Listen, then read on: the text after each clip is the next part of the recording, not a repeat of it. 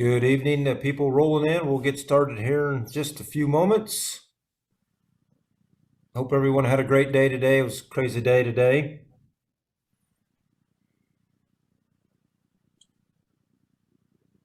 Woo! We got a lot of people in here. Okay, I think you can go ahead. Okay. Howdy, everybody. Farm Green, Rick Clark here this evening. I believe this is podcast number 4 with my good friend Ryan Sirolli from Cargill. Ryan is the Global Row Crop Sustainability Lead at Cargill. He has many roles within this platform, and I do want to be very specific here. Cargill is one of the leaders in this space, and we are going to learn a lot tonight about what Cargill's future looks like, what their stance on things are currently, where they're moving in this regenerative space, sustainable, whatever definition Ryan wants to use. Ryan, I cannot thank you enough for joining us this evening. Couple quick words. What's on your mind right now, Ryan? So first, thanks for having me on. I was thrilled when I got the invite, and anytime I get to spend with you is I'll jump at it. So I appreciate this opportunity. I think. Yeah, but you're welcome. Yeah, no. Honestly, what's on my mind, right? I mean, everything going on in the world today. So I have friends and close colleagues that are in Ukraine, and been thinking a whole lot about them today, and everything going on there. It's tough not to be thinking about that, and tough day for the world. So yeah, it's just crazy what we're living in here. Let's just stay right there for just a moment, Ryan. I saw today on one of the social media platforms that one of your vessels got I don't know if attacked is the right word, but I'm sure it had grain on it. It got diverted away by Russian ships. I mean, what do you see? What's this going to mean for the farmer? I mean, how does Cargill wrap your brain around what happened today? Yeah, it's a great question.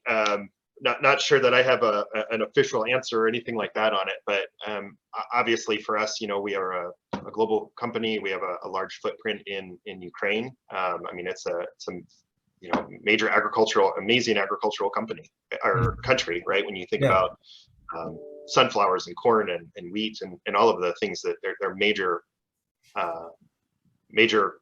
supplier, right. and so it's going to have an impact, right? Exactly what that means, I'm not sure, but as a major exporting country, and when you have ports shut down and facilities shut down, and all of the uncertainty, it just adds to just all of the uncertainty we're seeing in agriculture today, and the volatility we see. So certainly implications, but that's probably the best I can offer today.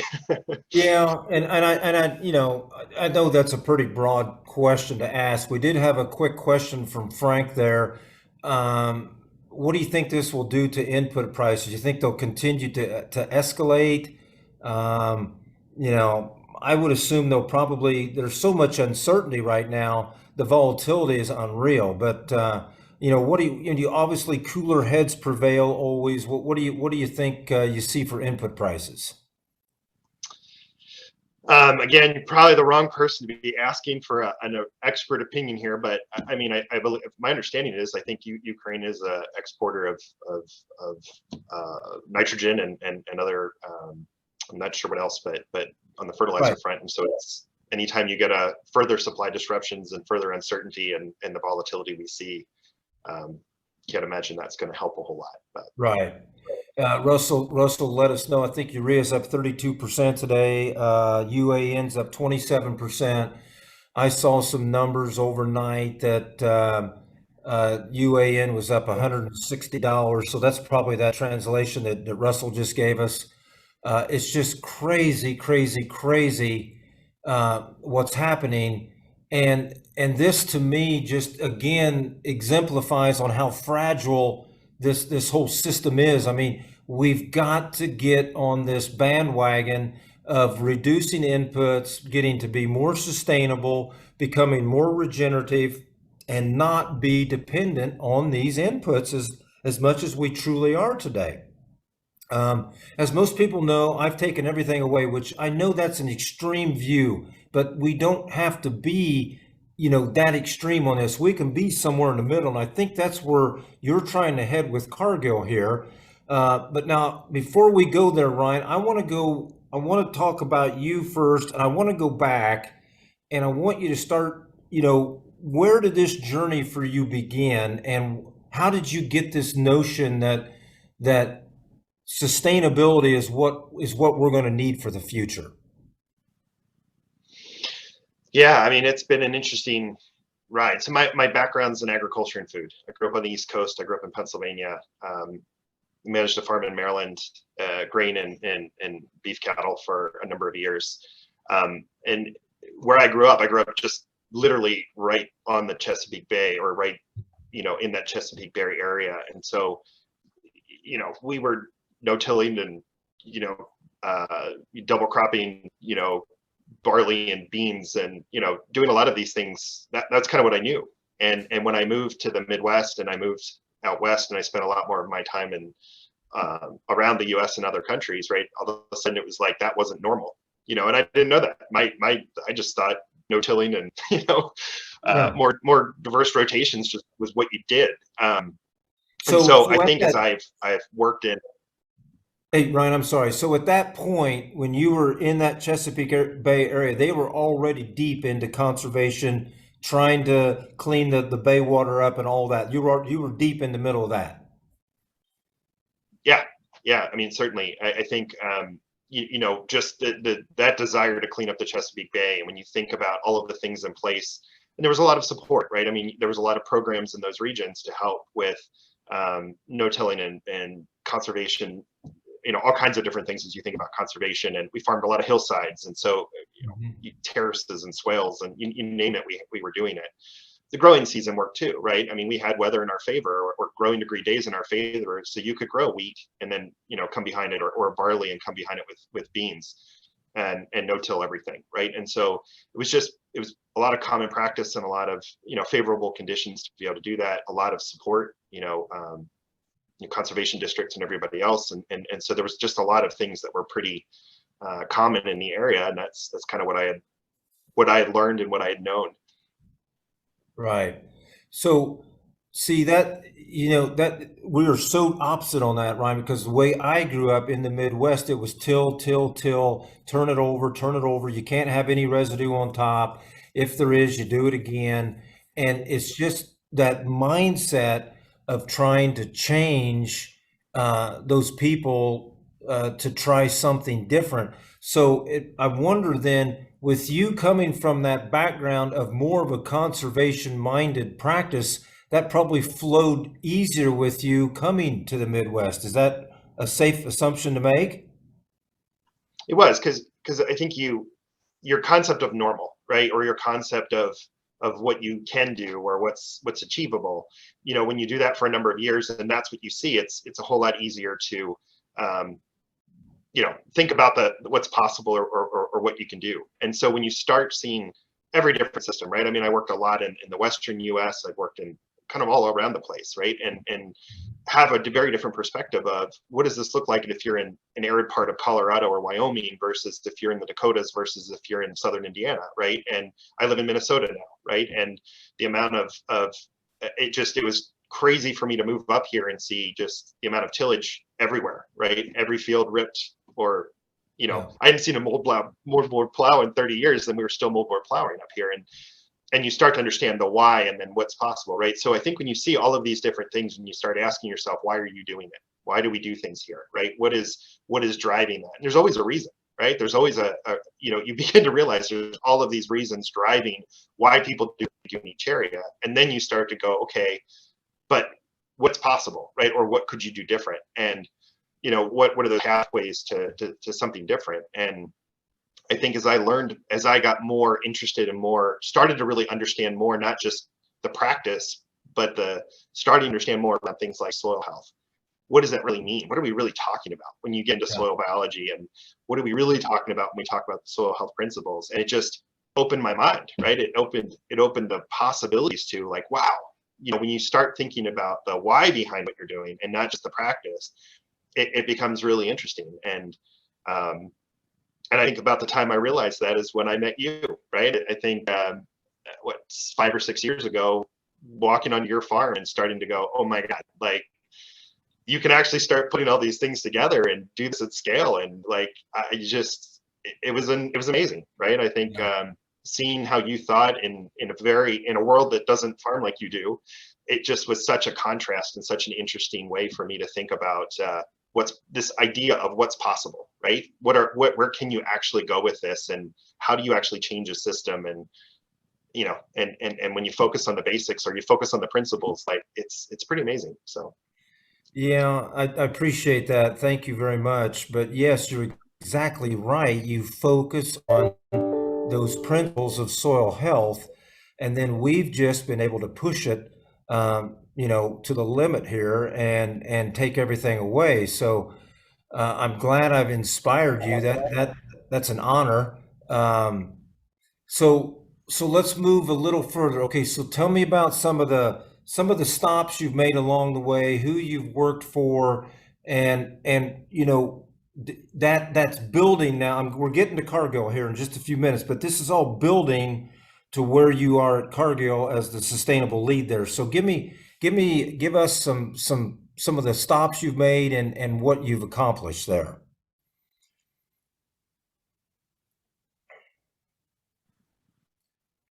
Ryan, are you there? I can hear you now. I lost you Okay. there for a moment. I'm sorry. Okay. Did you get my question?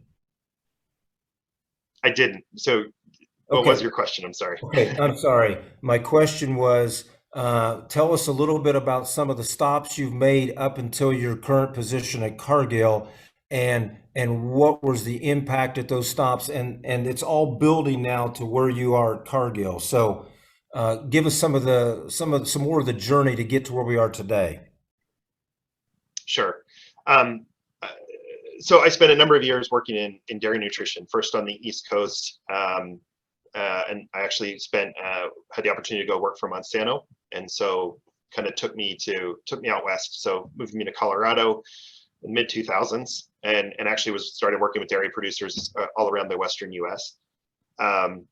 Came to Cargill in about 2008. In our animal nutrition business, but I spent a lot of time starting to think about the connections that Cargill had. So I was actually working with dairy producers and helping them connect with downstream consumer brands, consumer packaged goods companies. So kind of thinking about what's that? How do you rethink that dairy supply chain and have more connection? Right? It was about transparency. It was about managing price risk. It was about a lot of different things. And as we started doing that, it was my first opportunity to start working with consumer brands, right? Consumer packaged goods companies, retailers, and really thinking more about kind of the supply chain and consumers and some of these things that were driving some change. Through that, right, I started learning, this desire to have more transparency in the supply chain, right? This really starting to be interested. Again, we're mid 2010, 11, 12 in there, when there was this first real big push around sustainability, right? And sourcing sustainable agricultural ingredients and goals for 2020, right? And started to kind of understand more about what were some of these consumer brands really looking for, what was the role of agriculture, what were we trying to do there? And so over that, those number of years, really just having more insight across the supply chain, which I found to be fascinating, right? And trying to think about how do you put agriculture first, but also meet the needs of what you're kind of asking from in this not very clearly defined world of sustainability just yet. Mm-hmm. Had the opportunity I actually left Cargill for a few years and went to work for Danone in North America. So I had to work for large dairy-based company where I met you, and it was really interesting to be able to work within a consumer brands company and think about what that really meant and how it really operated, and being able to work with producers in that realm. And it was a really cool time because I think that's when we were starting to move from sustainably sourced ingredients to thinking about how do you drive real impact, right? And so as companies were starting to set science-based targets and really thinking about not just sourcing sustainably, but really how do you reduce emissions? How do you improve, water? How do you improve biodiversity?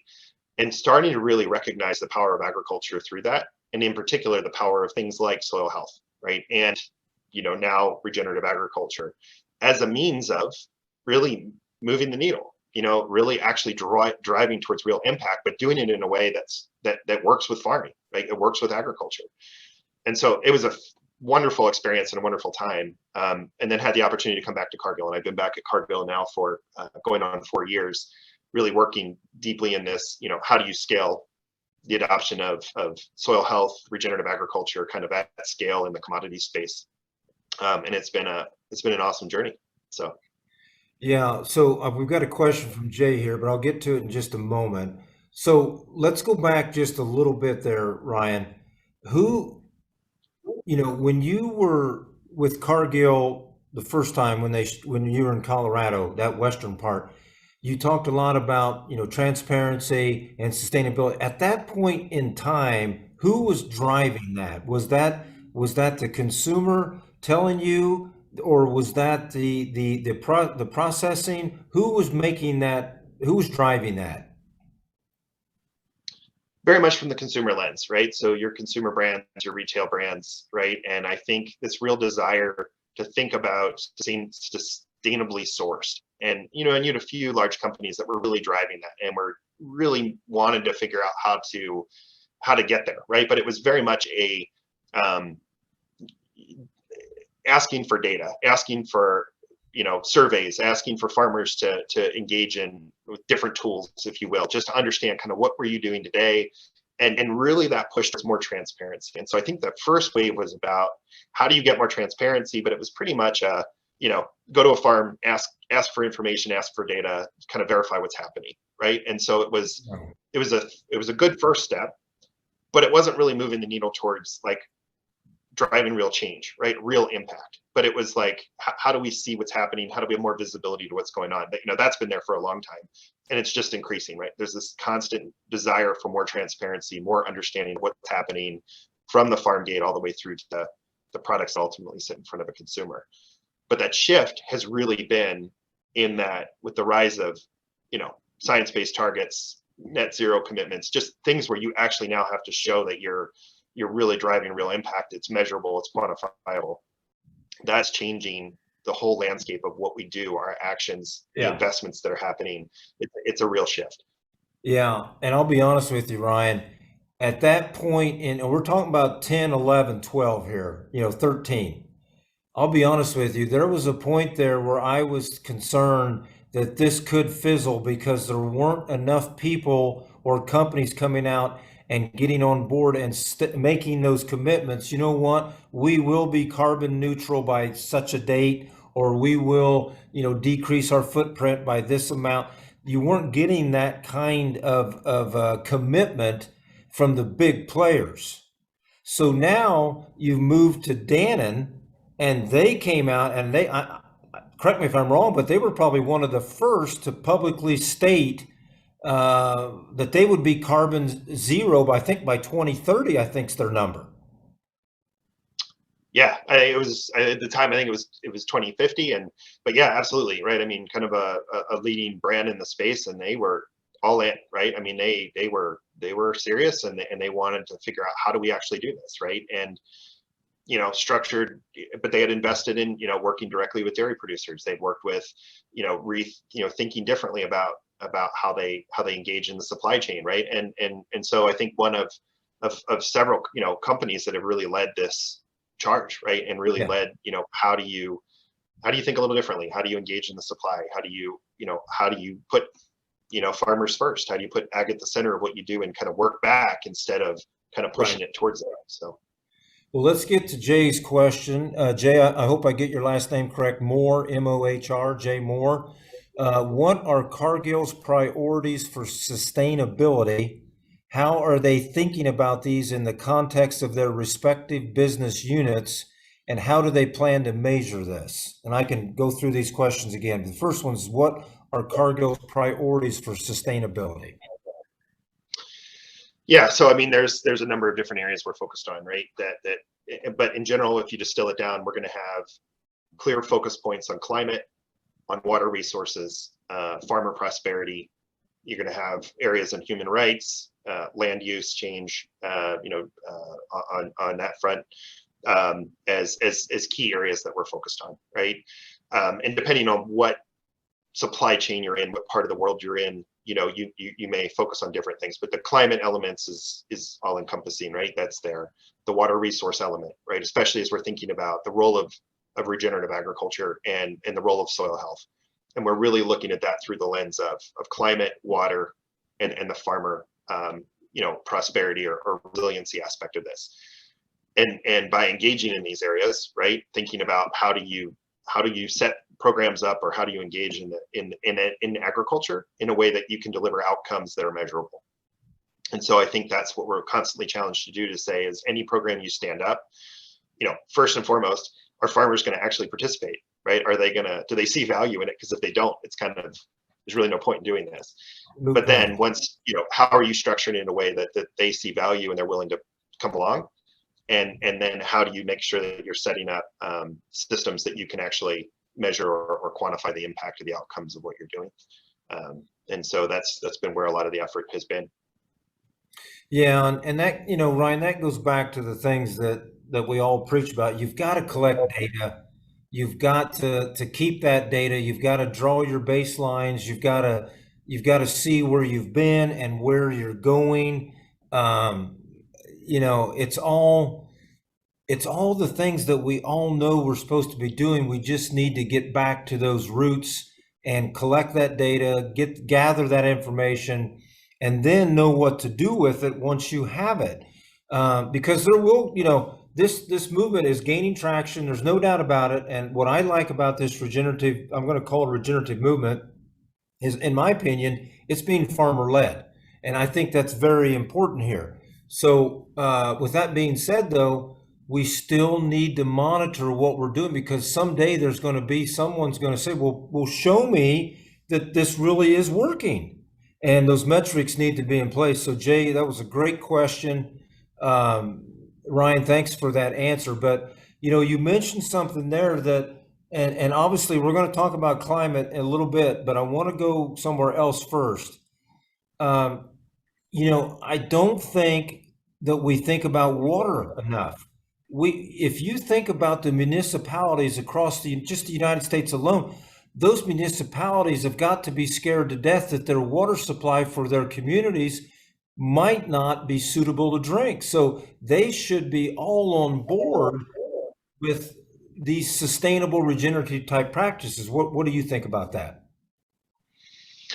Yeah, I think there's interest, and I think you're starting to see places where there's great examples of starting to think differently, right? We've been involved in Iowa in a program called the Stormwater Outcomes Fund, right? And it was literally, right, it's rewarding farmers for both water quality benefit improvements as well as the carbon side.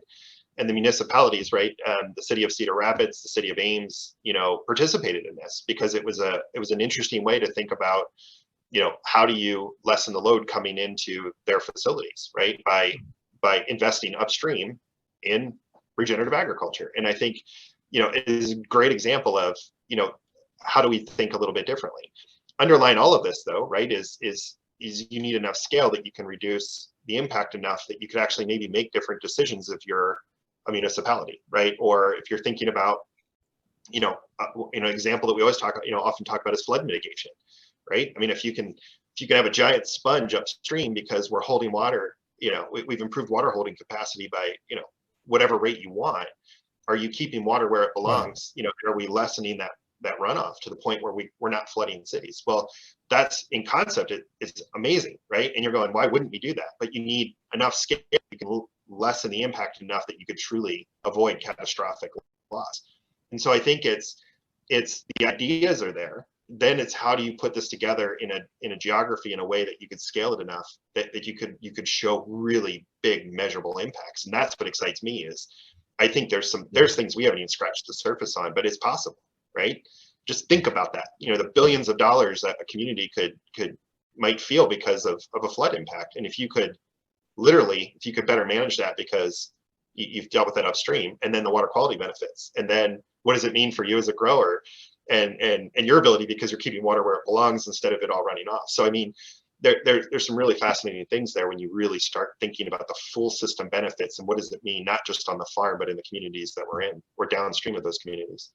Yeah, and that's what I meant by there's just this component is not talked about enough. So everything you've said, gives me goosebumps and is exactly correct. But now let's go to that Iowa farmer who wants to farm corn and soybeans, and I mean they've got dirt like nobody else does, and they're gonna raise 250 plus bushel corn or whatever the number is. I don't know and I don't care. But how, Ryan, how are we going to get those folks on board to work within that watershed group to help save that water quality of that municipality? How are we going to do that? I think I've heard you say, right, you got to create a good first experience no matter where they're starting from, right? And so to me, it's where are they starting from? What are the things that would drive the interest that would say I'm willing to participate? What are the risks? What are the things that they're interested in? Is it hey, if I had some additional technical assistance to get started, maybe.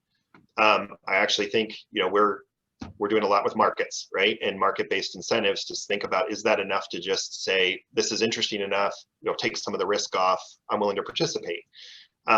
What's that thing that unlocks them to take the first step? And for me, that's always the question: is what are those suite of choices? Whether it's I listened to a podcast, and I heard what this crazy guy Rick's doing down in Indiana, and maybe I'll take a first step and try it. Or is it I have the right, somebody's offered me a financial incentive that it's enough per acre that I'm willing to take a first step into this, or it's whatever it is, right? What are those suite of things that get you to take that first step and have you have a good experience so that you're willing to just either continue on that path or take the next step with it? And I think that's what we're constantly, thinking about. That's what we're constantly pushing for, is just how do you have that right suite of choices, programs, support, things out there that you can engage those growers to do this at first, and then do it on more of their fields, more of their acres, and that their neighbors are willing to come on board with it too. Yeah, and I'm going to stop you there real quick. Now, this is where we get into the most recent principle that's been added here is context. And I'm sure your company fights this all the time, because you've got growers out west that are going to be high plains, going to be mostly cereals. Now you come to the Midwest, corn, beans, and then you go north south. Now you got temperature issues. You've got freezing, non-freezing. I mean, this is a struggle. So now you as a company have to come up with programs that work for the cereal grain folks, the corn and the soybean folks, milo, whatever the case may be. So expand on that a little bit. Yeah. I mean, you start with every farm is different, right? Yeah. And a farm in Minnesota, right? I mean, I have a full appreciation for living in this state and doing and the challenges we run against here versus those that are in the West. And when you have constrained moisture versus, I grew up on the East Coast, right? It's all so different, and the context absolutely matters. And so how you have good experiences in each of those areas matters, right? And so I would just say we start with, don't be prescriptive, right? It's not just the solution is everybody should just, go plant rye as a cover crop and you're great, right? That's just it. Everybody plant a cover crop. And there's a lot of that today, right? There's a lot of just go plant cover crops, but that's not going to work everywhere. And so I think as we build programs or as we roll out programs, taking into account that context, that local context, and thinking about, do you have enough choices in what you do? Are you giving farmers that choice, right? Do they have the flexibility to say, on my farm, this is where I want to start? And is the support there? And that's not an easy thing to do, right? But I think that's absolutely what we're trying to think about, is how do you do this that gives the most flexibility with the least amount of barriers, and that a farmer will come along and say, I'm willing to take a first step, right? Yeah, and sometimes you just have to look for that one farm that maybe might persuade others in that area. Find that farm, start the programs there, and then you can build that base out. And then obviously you got to have a market first. We know that. So it's all, I mean, I can't imagine the complexity involved here of trying to get the end user lined up with the farmer lined up to change practices. And then what's all this mean at the end of the day? I suppose one of the first questions the farmer's going to ask you when Cargill comes knocking on the door with a new program is, what's it going to mean to me? How's it benefiting me? So can you go into any kind of details pick one of your programs out? Is it an increase in price? Is it a premium? I mean, how does the system work if you can discuss that? Well, so I mean, we're really interested and focused on outcome-based markets, right? So today it's carbon, but I want to be cautious that let's not get caught in the carbon trap of all things carbon markets will solve everything. They won't, right? But I think today it's carbon. I'm thinking more broader. How do you solve ecosystem service markets, right? How do you bring water into the fold? But what we really, really like about outcome-based markets is you're not being prescriptive. I'm not coming to you to say, I'm paying you for a practice. I'm paying you for an outcome, right? And then the choice becomes, okay, what are those things that are going to yield outcomes on my farm? Is that a tillage change? Am I already no-till, right? Am I in, Western Nebraska and I'm already, I've been a no-tiller for 20 years. Okay, so what else can come into the play, right? And so I think it at least leads to that conversation about, how do you get there? We're still early on, right? I mean, we've got a ways to go yet with our programs to say, how do you make sure you bring that full optionality and that support to help farmers be able to do that? But I love the outcome-based approach because then it's not prescriptive. It's about how do you start with your farm on that field with your context and do those things that'll yield the positive outcome in the way that makes sense for you. That's easy for me to say. It's harder to do. But at the end of the day, remove barriers, give flexibility back to the farm to make choices instead of being prescriptive, and then figure out, what does that really mean for me? And so that's the underlying philosophy. All right, so now let's go on a side of the equation that we usually don't talk about. Let's go to the buyer's side of the equation of this carbon market. There are so many thought processes on this carbon notion that obviously we're going to have to come down to 2 or 3 or 4 choices here, but can a buyer say, you know what, Cargill, I don't like what your program is. We will never buy a carbon credit from your company because we don't think, for whatever reason, you're doing enough or you're doing too much work. Is that a possibility in this arena that we're in? Sure. Yeah. I mean, by making choices, right, you may not make the choices that everybody's looking for. And so the question is what is the end goal? What are the really big end goals that we're all trying to solve?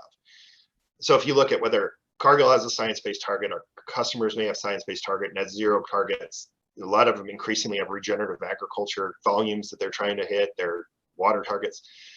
And increasingly we know we need to move towards impact, right? We have to solve ourselves, right? So that's driving a lot of this to say, how do we meet our own objectives? And we've got 8, right? We've got 8 crop cycles left. We got 8 crop cycles to 2030 to be able to meet these objectives that we've laid out. And so you can sit and wait and say, are we back to backing? Are we aligning with everything that everybody wants? Or do you go, I need to scale? And for us, that connection with the farm, that access, those relationships we've had with growers forever, because as a grain buyer, those are sacred, right? Those are super important to us. And so if you start with going, what will farmers lean into that you can scale in this space? What do we think that's going to take? And so for us, it's really about make the investments that'll drive scale and that'll drive the biggest impact. And from there say, now, how do you put this in a form that you can help your customers meet that? That's philosophically different than where we used to be, right? It used to be, it was the signal would come from downstream and you'd come back to you and say, here's what you want. Can you go get this? And we weren't moving it, right? So for us, I think we have to have a farmer-centric approach. You have to start there and say, if you want scale, at the end of the day, if you as a grower choose not to adopt something or not to make the change, it doesn't really matter what everybody else wants, because you have to drive the scale at the farm gate. And so we start there and then say, how do we put this in a form to help meet those goals? And again, if everybody has aligned targets, science-based targets, net zero, whatever, and you're tied to agriculture and you recognize the value of it, then we can work through the mechanics of saying, how do you put it in a form to help them meet their objectives? So Yeah. I think we're going the right direction, but we're coming at this from a farmer first lens, and you have to, like, otherwise we'll never scale this. So That's very refreshing. Thank you very much, because you are exactly right. Cargill has not lost the focus here, that this is still based on the farmer and their performance here. So thank you. Very refreshing point of view. We're going to come back to that. We got a few questions piling up here. I'm going to go back to Jay real quick. Can you further define an outcome-based market? What do you mean by outcome-based? yeah, so today that would be, if you're looking at on the carbon front, carbon sequestration and carbon reductions, right? So sequestration, coming from modeled and or measured, right? We can get into a whole debate here about that, but in general, right, we're looking at, as you adopt soil health principles, right? And in particular, right, if we're talking cover crops, if you're talking tillage, if you're looking at, how do your rotations change, and then the fertilizer aspects of what you're doing. So the fertilizer, if you're using less of it, that's a reduction, versus if you're looking at, cover crops and tillage change, you're looking at more on the sequestration front, most in general.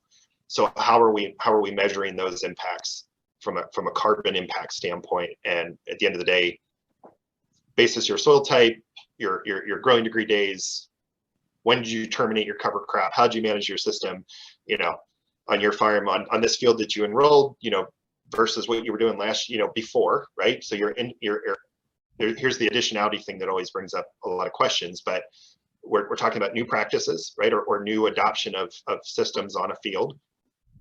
How do you measure the impact of what's happening, i.e. the carbon reduction, the carbon sequestration, and on a given acre, you're probably, a third of a ton, half a ton, maybe a ton an acre, right soil types, right practices, things like that could yield those outcomes.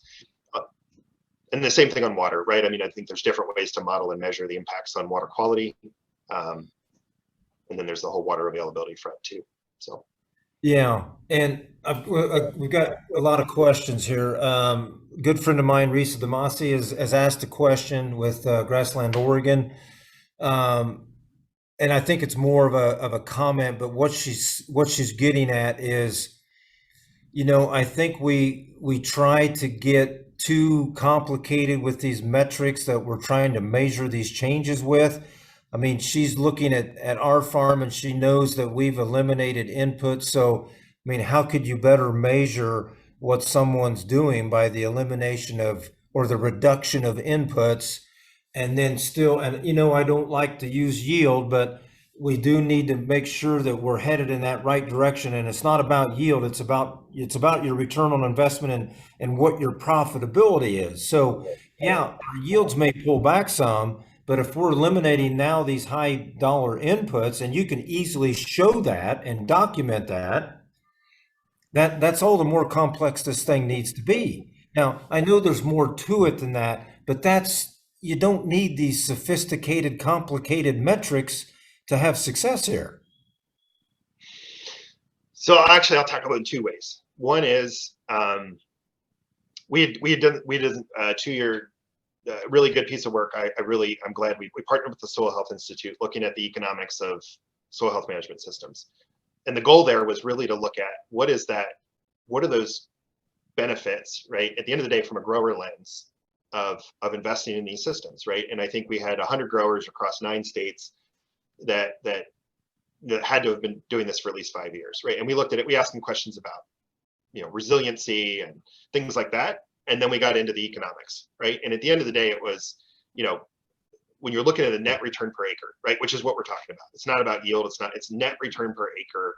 These systems were paying really, 40, 50, 60 bucks an acre net return benefit because they adopted this, right? Lower inputs, fewer passes, and most of them actually saw yield benefits, right? So you're getting the additional yield with fewer inputs But even if not, right, you're still looking at a net return per acre. Right. And so from a grower standpoint, that's where we're looking at to say, look, we're not going into this because of a carbon market. You know, and if you're doing this just for a carbon market payment, it's probably the wrong reason to be doing this. If you're looking at this through the lens of we're advancing soil health, we're advancing regen ag because it's going to improve my net return per acre. And this whole question around resiliency is a critical one, right? How do you start quantifying the benefits of being more resilient? Drought, flood, whatever, right? Pests, you name it. So really thinking about, we're working towards that, not a carbon payment. So that's that side. And so, yeah, you probably don't need all of the metrics at the end of the day if you're going, you know, I can see this, I can see this on my own farm. Like I could care less if you can tell me detailed metrics of my soil carbon levels. The flip side of this is, what are we being asked for downstream, right? What is food retailers, this whole system looking for? And that is to be able to show that you're driving impact, right? The investment that we're asking for to come back to agriculture, you need to be able to actually show and back up with a degree of confidence that you're showing a real change, genuine impact.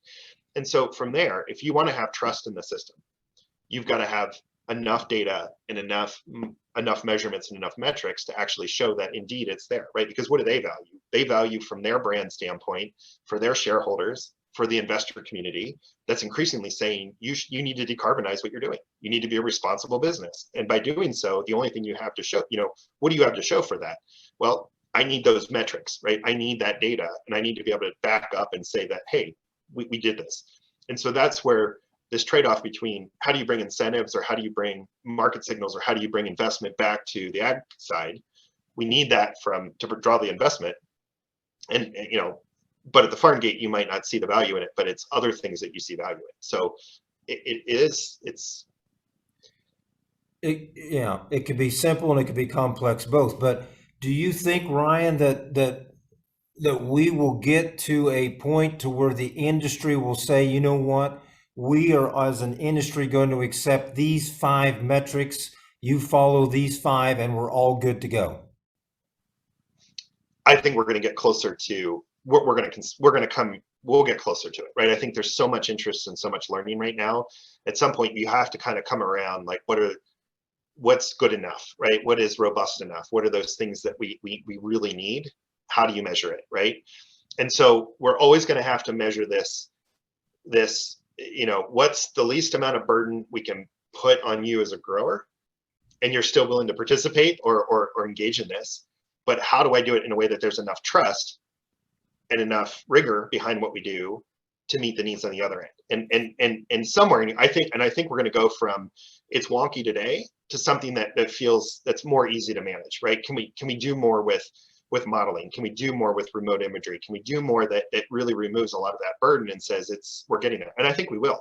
But the science, the metrics, the industry kind of coming together, like there's a lot that still has to happen, but at least there's a lot of folks that are really bright looking at it. and we gotta have it converge some more so that we can get there. Yeah, I got another question here, Ryan. If Cargill is purchasing sustainably grown crops at scale, how do they position the value to the CPG buyers? Yeah, so it's a good question. And today I would say we're looking at outcomes, i.e. carbon, as another market, right? So you have your physical, so you have your corn, your beans, your wheat, your canola, whatever that is. You pick your market and you sell the physical into those, whatever is the best market for you. And we actually see the outcomes as another market, right? So we've intentionally not said, okay, you know, what you sell is low carbon intensity corn, and we have an identity preserved supply chain, and it's, you know, you have all of that. There's markets for that, right? I mean, I think with what you do, Rick, you know, I think that's you have an opportunity to do that, and it can be a great pathway. Yeah. But for us, right, being in the large scale, more commodity space where you have to be able to move points of supply to points of demand with as few disruptions as possible, you know, there isn't a huge demand today for it at the scale in which we're operating for identity preserved chains, right? And so today, I think the demand is really about how do you decarbonize kind of from a more of a mass balance or a regional approach that you can associate to the corn, to the soy, to the beans, to the canola, whatever that may be.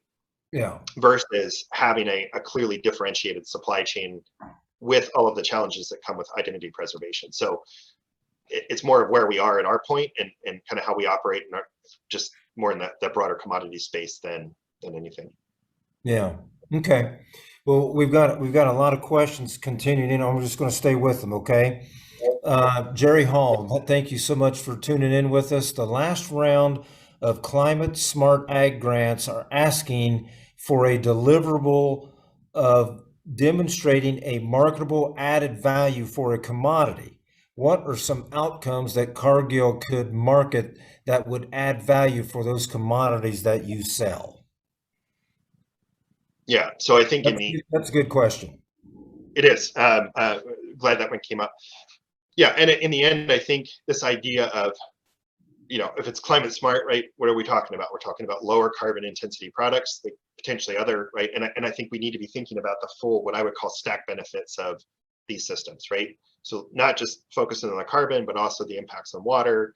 I think when you can start thinking about how do you quantify the impact of biodiversity, and the farmer, the farmer economic aspect, like trying to think about what does that really mean? So climate smart commodities, I would say that, you're looking at an impact with the commodity, right? So today we're kind of separating them, but you can be associating them too, right? So your corn, you grew it under a different, we're driving investment towards, lower carbon intensity corn. What are we really talking about? Well, we're going back to the soil health principles. We're going back to fertilizer management. We're going back to some of those basic elements, and you're applying that to the corn crop, right? Or you're applying that to your soy, or you're applying that to your wheat.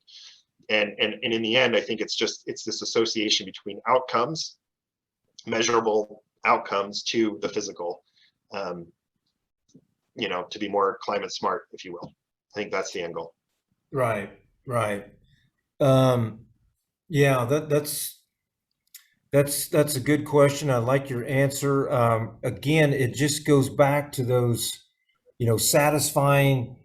Again, I love the way you stated this. You don't want to make this too rigorous that the farmer doesn't want to participate, but yet it's got to be good enough on the back end that it's satisfying the needs of that metric. So that's a real balancing, juggling act you guys are trying to do. Let's see here. I think that I can't see who this is from. It's LOR. It's maybe Lauren. How far off are we from talking eco services versus carbon markets? Yeah, great question. They're starting, right? I mean, I referenced, we've got an example in Iowa, right? That's working and is great. I mean, I think it's been a wonderful place for us to be involved in, and I think the benefits are there. Soil and Water Outcomes Fund is, right, they're ramping that up in a number of different states. Ecosystem Service Market Consortium, right? I mean, we're ESMC will be launching later this year, and it's an ecosystem service market, right? So it's heavily weighted towards carbon, but they're also looking at water and other elements. So I think it's coming. The challenge is, right? So if I distill this down, carbon is carbon, right? It's a gas. It's kind of everywhere. And so if you're removing carbon, you're removing carbon from the atmosphere, and it's kind of, that can be done anywhere. Versus when you talk about water, it's hyper local, right? Water is context based. So water is, you're driving impacts that have such an impact at a very, very, very local level. And so to build water-based markets, it's a whole different mindset, right? Because it's what is the impact in your context, in your local watershed, in your area. And so it's harder to build those markets, because it's not just like, hey, I did this thing over here and I can quantify the benefit, 3 states away or a state away, right? It's localized. And so while I think there's a large interest and a large opportunity, but probably with water next, you have to understand the hyper local nature of water and why it's more challenging to stand up than carbon, which is, a benefit to carbon is a benefit to carbon. So. Yeah. And I just want to ask a question out to one of the people listening that did ask a question. Tom Cannon, you asked, how will you verify? I need just a little bit more specificity there, please. I'm not sure what part of the conversation that question came in on. So if you could add a little bit to that, that would be awesome. Yeah. Let's see what else we've got here, Ryan. If Cargill, this is from Jay Moore. Again, Jay, I hope I pronounced your last name correctly. If Cargill is purchasing sustainably grown crops at scale, how do they position the value to the CPG buyers? Did I already ask you that question? Yeah, I mean, and I think this is where, again, what are downstream buyers really asking for? And a lot of them aren't saying, hey, give me a physical it's I buy a lot of corn-based ingredients. I buy a lot of soy-based ingredients, right? And those ingredients have a large emissions footprint. How do we reduce that?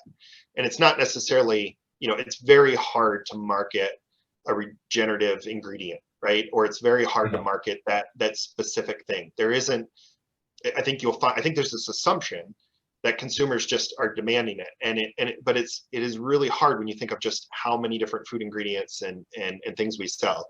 Now, if you're Sarah, it's tricky. So it's more about how do you meet your objectives and how do you reduce the emissions associated with what you're doing, or how do you reduce the impact of those products, is what they're asking for. And so versus give me a physical supply or identity preserved supply of something that was grown very specifically. And so we're not there yet.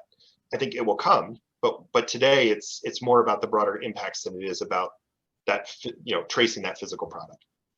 Yeah, but Ryan, I think from the farmer's perspective, I think the day's coming where we would like to be paid some kind of a premium for these risks that we're taking I mean, to remove all inputs and go organic with no tillage. I mean, where do we get rewarded for that business model that we're trying to develop and make better all the time? So I mean, I know it's hard because you add my bushels to Bob's bushels, and all of a sudden they're commingled, and you've lost all that. So how do you see that playing out in the future, though? Yeah, and so it's why today they're kind of, you almost separate the outcomes from the physical, because it's difficult to manage. I would say, you do have your value add markets, right? And I think you're participating in some of them when you get into, whether it's organic or even, I think now some of the certifications around regenerative organic. So Right. I think if you're further down that pathway, you have the opportunity to go into those premium type value add markets, right? But from the broader commodity lens, today it's still, trying to differentiate that end product and segregate it, right? The moment you segregate anything, you're adding cost to a system, right? You're adding inefficiency to a system, you're adding loss to a system.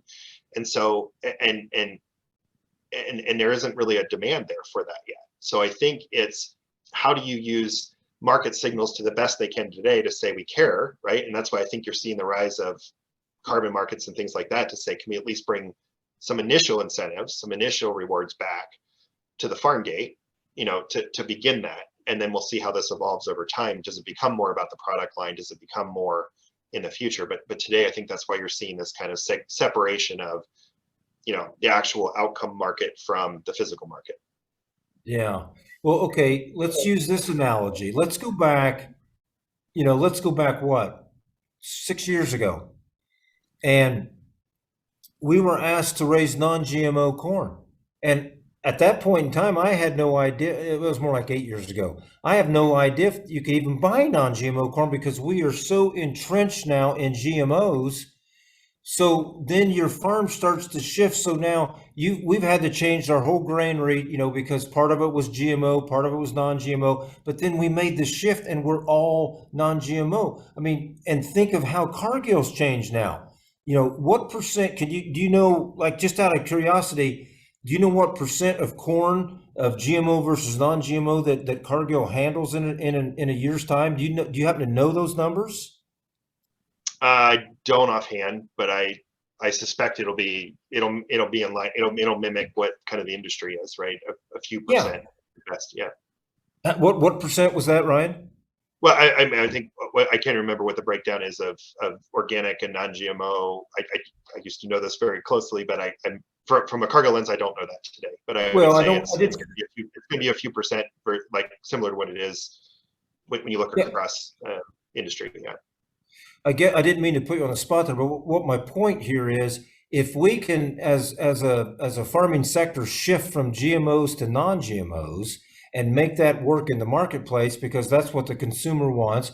I don't see why we can't do these same things with this regenerative type of farming we're talking about, to then reward those ranchers, those grazers that are bringing, pasture raised beef to the industry versus beef that's being raised in a feedlot, and all these other aspects. I just see, I see this, and maybe it's because I'm naive and I'm hopeful, but I could see this transition happening easier than what we're being told that it's going to happen. I don't know if I'm making any sense here or not, but I just trying to run that correlation between non-GMO to GMO, because like I said, 10 years ago, nobody even thought about non-GMOs, or very few people did.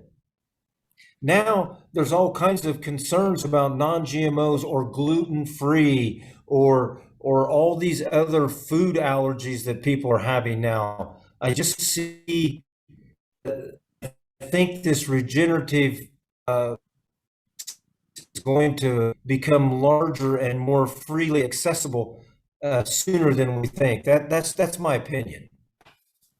Yeah, and I mean, and certainly, I mean, I think you'll see markets that evolve and develop that want that very specific. And to me, it's more about what I would continue to call identity preservation, or fully traceable systems, right? Where you're literally from your farm all the way to the consumer. You're going after a specific, whether you want to brand it yourself or it's a certification, right? And those will be there, right? And I fully expect these markets will grow for that. And there will be opportunity, right? So I think it's how do you develop those? Where is the demand for those? I'm just coming at this from, when you look at the lens of a Cargill, right? One of the world's largest agribusinesses, thinking about how do we scale? And to me, that's in the commodity space going, we need tens of millions of acres to move in a pretty short period of time.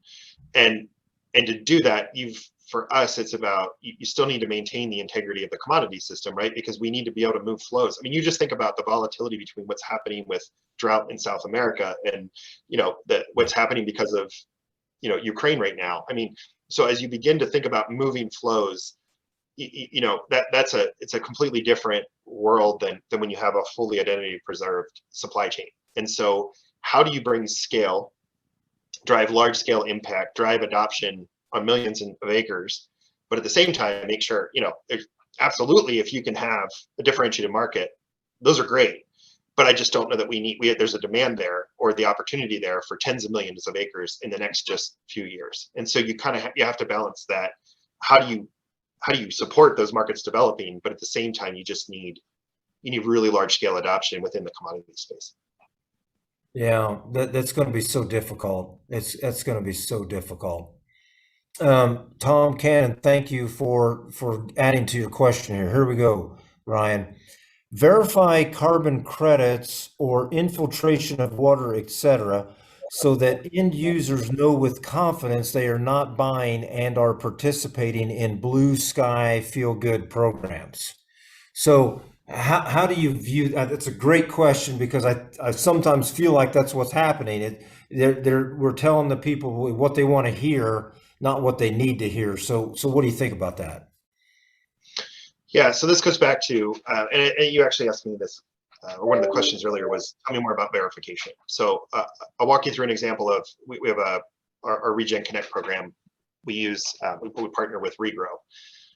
And within Regrow, what we do is, when a farmer chooses to come into that program, set up their account, they be able to go in and find their field, select a field boundary and say, I want to enroll a field, right? And you're going to look and you're going to say, that's my field boundary, that's the field I'm going to enroll in a program. And you've got, with USDA data, right, we've got the soil types, we've got, you can look at historically what was grown there. And as that farmer enrolls, you're going to go, okay, I'm interested in, I might be looking at reducing tillage, and I'm going to plant maybe a rye cover crop to get started.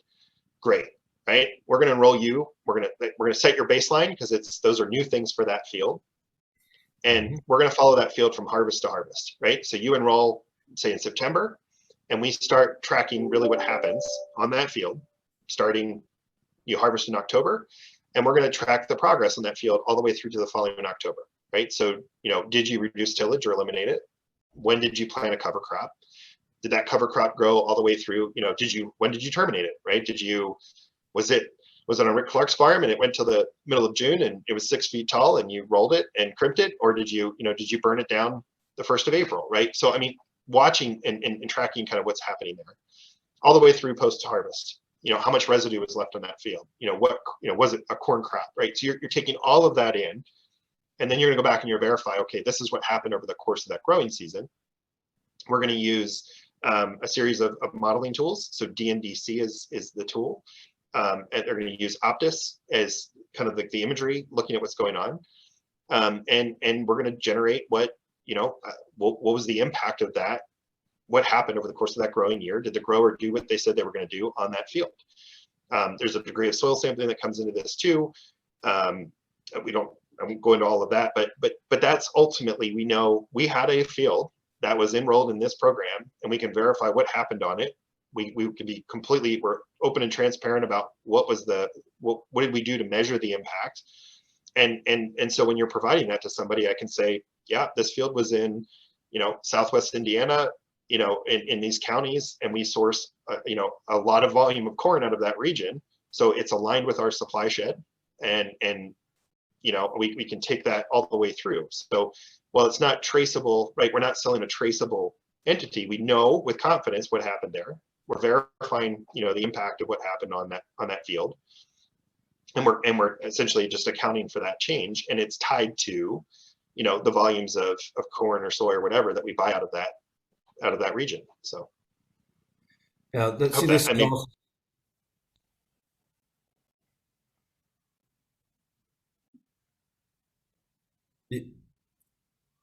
Okay, Ryan, are you there? Did we lose Ryan? Hopefully. This is present.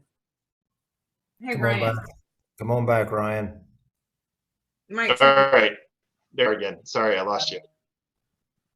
Yeah, and Ryan, this is awesome, because I don't know this for a fact, but we know Cargill is still a family-owned business. It's a massive presence in this industry. Do you know, are there other companies that have programs that we've just heard you talk about for almost an hour now? I mean, this is coming from deep within Cargill, and this is a program that sounds to me like it's going to be viable and can work in the future with the farmer. Are there other major companies that are doing these same types of internal programs that we're talking about here with Cargill?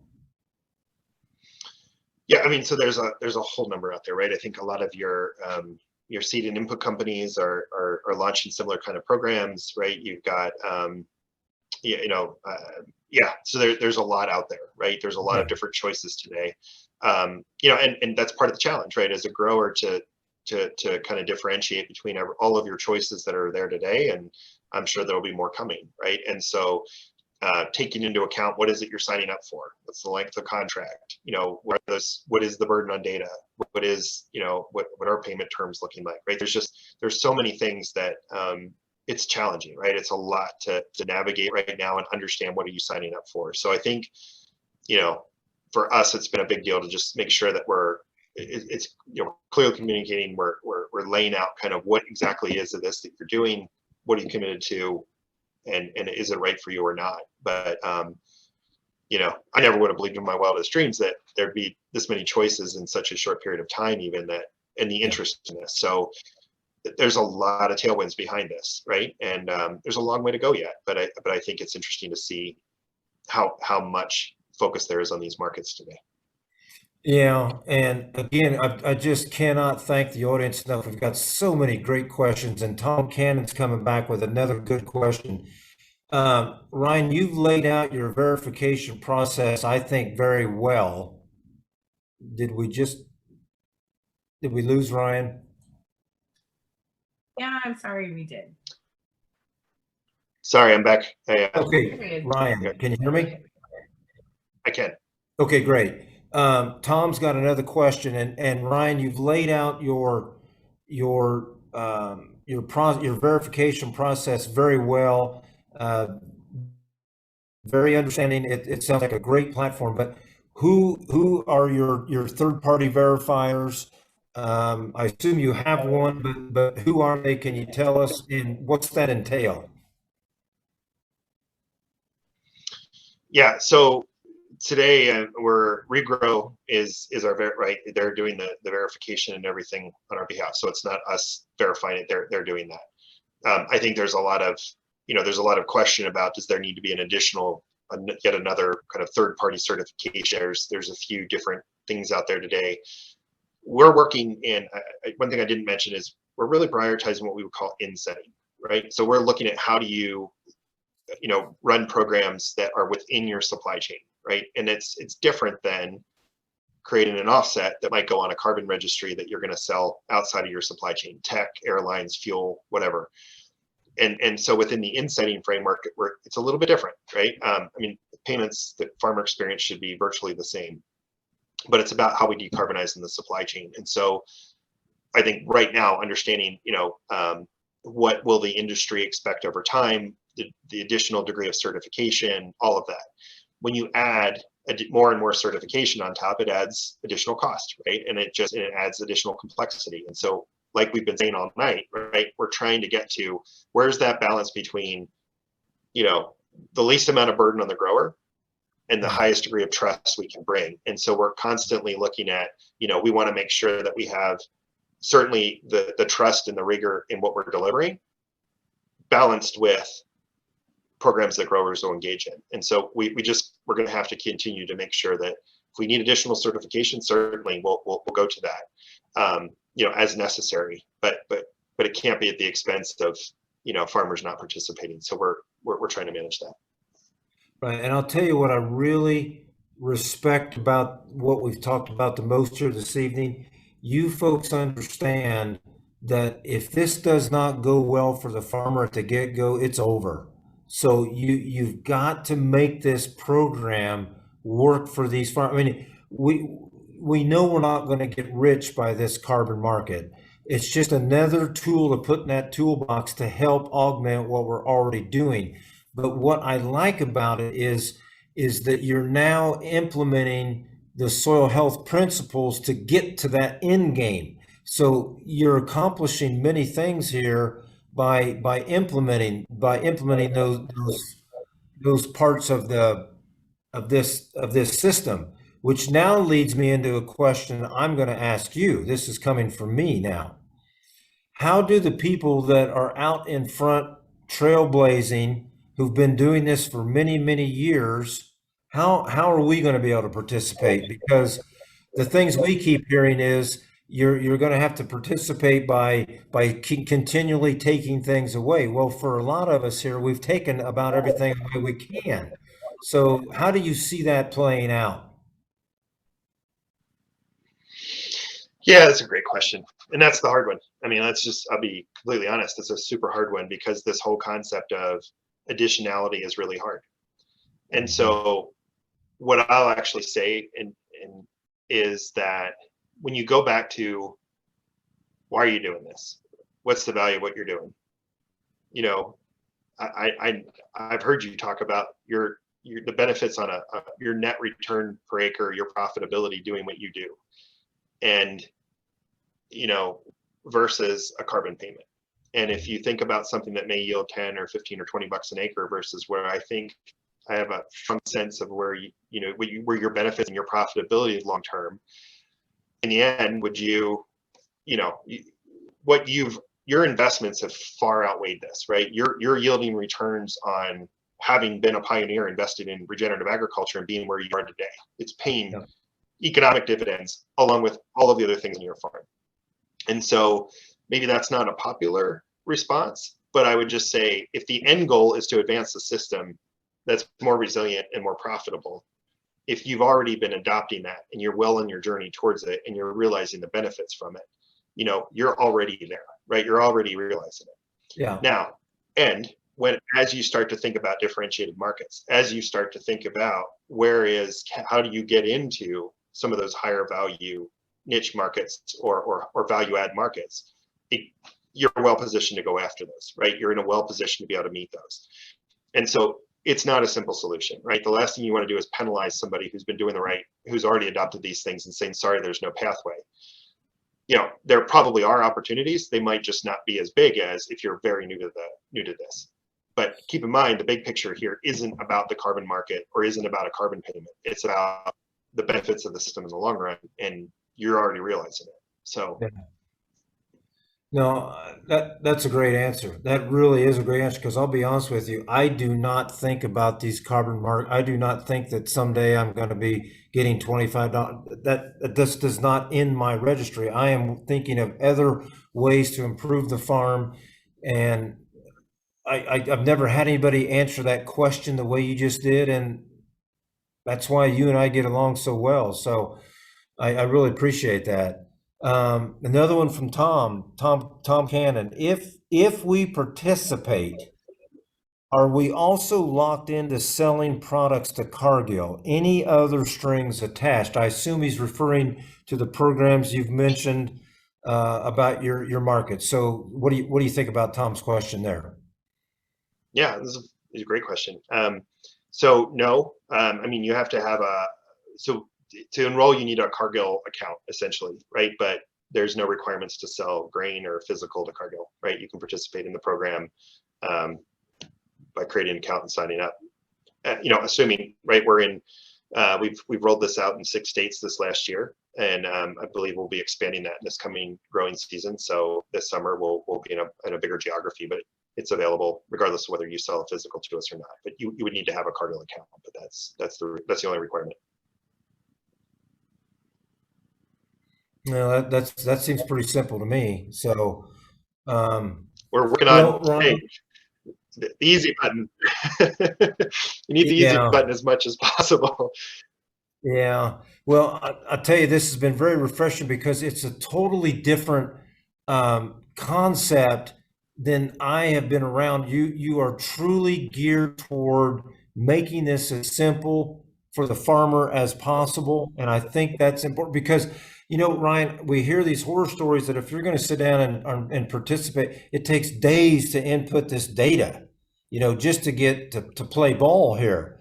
Do you have a portal or a mechanism to help that, you know, that transition into an easier, less cumbersome ordeal?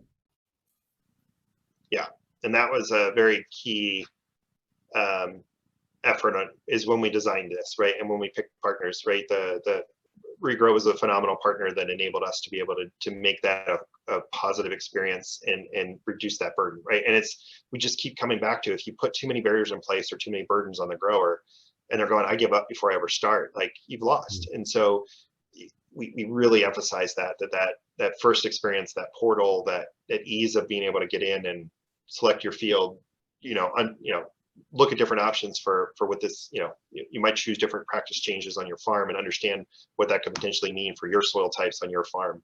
Like we really tried to work hard to make that as easy and understandable and low burden as possible. And I think it's a key point, right? I mean, it's different when you start with you guys in mind and you go, how do you, what's going to engage you and bring you guys along on this it's everything.